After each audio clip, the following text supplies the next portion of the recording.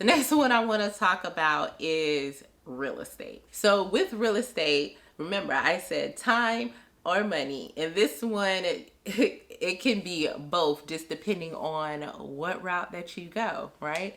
So with real estate, one way you can make passive income off of real estate is by owning rental properties. So we'll start with that one first.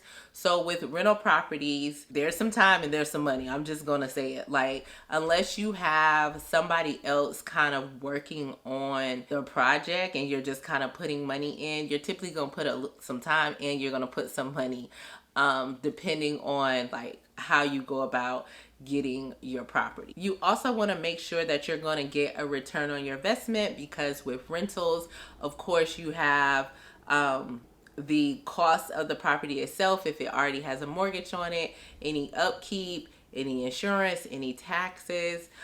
You want to have a repair fund because things do break, whether or not they break because of age or they break because, you know, things happen.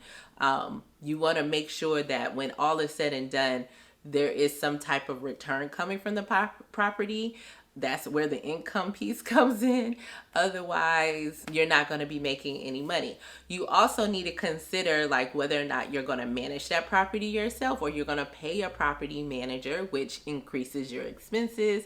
And if you're managing it yourself, like regardless if you're paying a property manager or not, you know, the repairs. So like whether or not you're paying somebody for repairs, you're going to come in and do the repairs.